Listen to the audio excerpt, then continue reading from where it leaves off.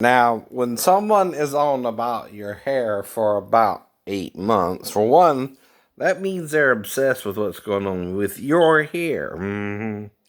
That ain't normal to begin with, all right? Now, I always told you, even back in 2007 and 2008, all right, when I let it grow out a little bit.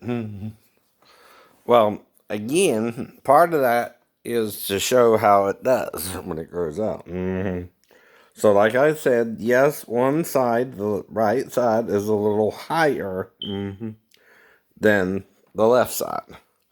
Now, if you look at that, you're going to start thinking, I'm going bald. No. Or the hairline's receding. No, it's the same, right? It's been like this for 13 years. And all I can do is show you older videos where I'm online and that it looks basically longer now, but the same, right? Now, I also sometimes will wear it up. No. Well, then it looks poofier. Right. Like right now, since it's kind of long again, right? All right. And growing out normally, right? See, where the hairline starts going up is right in here, right? Which is also not centered, right? It's not in the center of the forehead. It's more to the left, right. Like Beyonce said. But, all right, with the left side, it's lower in a certain area too, right? But it's still the same, right? It ain't changed. It ain't went higher or lower, right? In fact, if I let it grow out a little, you'll see even the right side is still growing out, right? But the hairlines ain't higher or lower. That's all I can do to show you, idiot, that you're being stubborn about my hair, which is not your hair. And I don't know who it is. Okay, you can make me think it could be anyone, again, from my past. Even my son Jonathan, but I don't know if it's him for sure. But if it is him, why? It's the first question I'm going to ask. Is his hair shorter now? Is his hairline receding now? Right. Well, then I'm going to ask him, well, what about your grandpa's hairline? What's it like? Because see, Daphne has his genes too. Right. And half is from his grandma and half is from his grandpa. I ain't seen the man. I didn't even meet him when I was supposed to. I got that stranded in the seat. And that'll scare any man to take the couch. Saw that again on Mike and Molly the other day. Where Mike and Molly are talking about moving in or something. And Molly gets mad and he has to take the couch again, like I said. Well, if your ex-wife leaves you stranded in Tennessee and you gotta be back by Monday, there's piss poor communication there, right? Because you don't know she has 2 weeks leave. She didn't tell you that part. Right. Though it wasn't no matter that she still had to be back by Monday. I didn't even put in for a request for leave, Daphne. I didn't know all that. I was in Maryland for 2 weeks, remember? Maybe you forgot that too. Now, like I said though, with all I was really dealing with, whether the girl came in there or not, I would have to make up a story, hypothetically anyway, to figure out what you're talking about. And the only place I know I blacked out was at the fall, and lost time, right? Like with the car wreck. But then you're going to make me think something happened at both, or, because, again, until, again, the second accident, I was not worried about the car wreck because the amount of time I was in the hospital was less than 2 days. And that's normal for you? No. No. Even I know that's not normal. When, all right, the nature of the wreck is as if the car crashed into the ground. worse than crashing into another car because they're both built to, even if they hit each other, to kind of help you survive it. Well, this car had an airborne, right, like this, and went nose first because that's the heaviest part of the car, of course. Not like in the Dukes of Hazzard where the car lands properly, right, which is because it's weighted down in the back. We'll see what they don't tell you with the stunt guy is the reason the car lands okay is they put weight in the back to equally proportionate with the front. Because if you don't, you're going to be top heavy, and guess what's going to go down first? The engine part. And it's going to crash into the ground unless you're in a VW Beetle, but they're not exactly meant for jumping, you know, off a ramp, even, you know, or a incline, right? Which is kind of what happened with the wreck, right? The accident site is a little inclined where if you are going towards it, right, and not following the curve properly, which I don't know why I would do that either, as if I totally lost control and this one was coming towards me and I had to swerve out their way or something, right? You know what I mean there too, right? You're not just going to go off the curve intentionally at 65 miles an hour or 45 or more to even lose control of the car too, right? I told you all that too, right? There's a reason, right? This is suddenly weird to me when it was at the time, because at the time you just blacked out, woke up maybe 2 days later, and all you know is you feel okay. So you're not going to complain, you know, you're not going to make it an issue at the time. But after the fall now, it becomes an issue. Because I'm going to look into both accidents suddenly when I get home. And that's going to take time because I'm going to try to work for 2 years, blah, blah, blah, blah, blah. So long, too, right? Mm-hmm. And I think with civilian, you got 2 years, I know.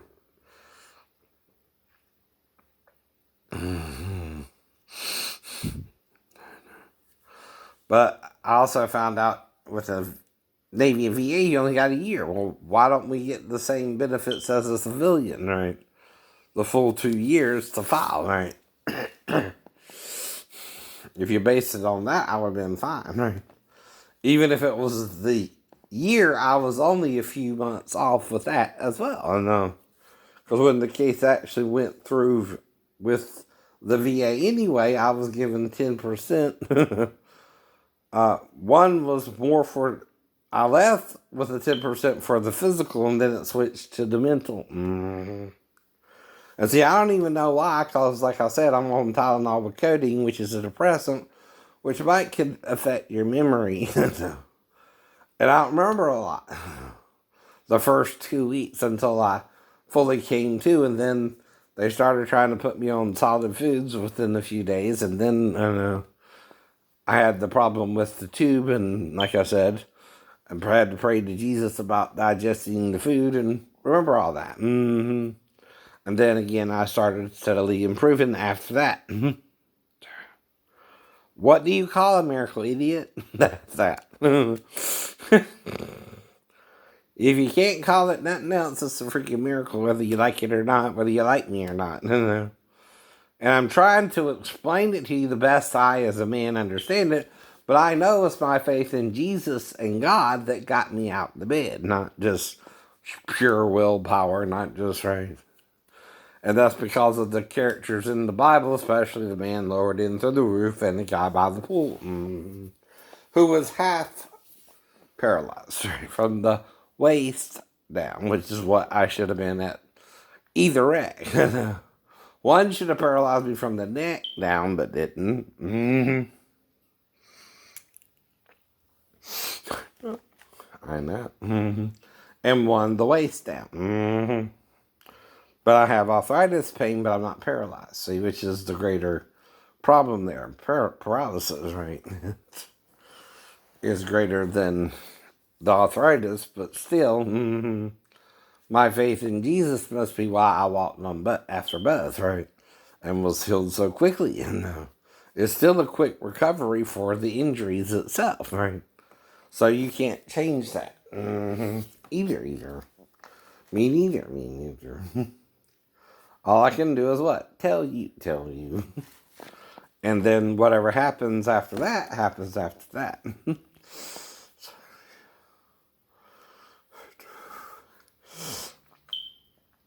But this is something you only saw in the Bible that, if you look at the injuries, was something pretty bad. Mm-hmm. And then that makes me speculate more, right? Whether I was attacked and hit over the head with a weapon or something, too. Which the windshield would kind of cover that a little bit, but, again, what can I do? What can you do? I keep trying to figure out what happened, right? But there is a witness, but the witness passed away in 2003 or so, and I was asking him for more details, but he died of a drug overdose rather than tell me. I know, right. Though even he's older now, if he passed away or not. But you know what I mean. But I know where we were going, and I know what could have happened, but I can only guess how far it went. Mm-hmm. Anyway. But he would be a statutory rapist, right? He's 17, she would be 14. It would be close. Maybe. Mm-hmm. I don't know. But see, like I said, there are reasons, right? If the girl is using insertion tampons and not the pads, right? Each one does something different. But that's, again, something you can't change, right? Whatever happened there, and it's over now, and you move on. Like I did, like you did. And that's all I can tell you about it, too. I had faith in God and Jesus before and after the wreck, too. And I don't remember none of the details. But that suggests something harder than the windshield collapsed on my head, though, too, to cause that kind of amnesia, right? Most people, even if the windshield does collapse on their head, don't typically forget what all happened, right? I got blackout amnesia as if struck with an object over the head, not necessarily, right? From the windshield alone. Plus, the actual speed the car was going couldn't have been more than 35 to 40, right? Well, you can put a brake on the accelerator and probably do that. If you have the car backed up far enough and just let it go off the embankment there, right? To see what it'll do with me in the car. Mm-hmm. And that's the only way you could wreck it, too, with me unconscious at Vivian's house, perhaps, right? Which is where we were going to drop him off anyway. Mm-hmm. And again, that's all I can tell you about it. Mm-hmm. I'm guessing after that, because that's where we were going after we went to Guyton, which is, that I remember, right? That I remember, but turning down the road, waking up until I woke up in the hospital, which was still several hours later, I'm still interacting with the doctors and all that, and I guess by the time I am seen by my mom, she tells me what happened, right? That I was in an accident. And again, mm-hmm. Right. Only thing weird about it, like I said, is that I don't know anything after I turn down the road and I'm waking up in the hospital as if not just contused, like my whole memory is being erased from that whole event.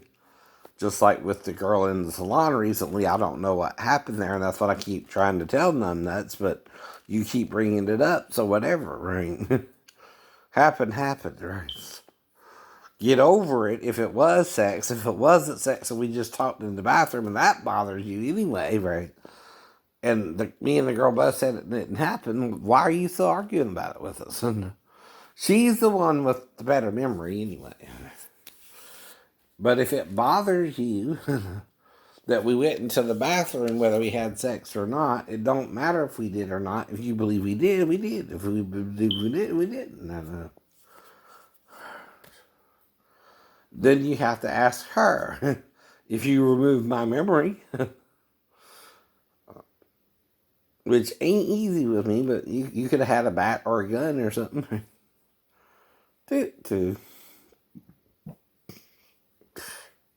That's also attempt to murder, assault, battery, and felony charges for you.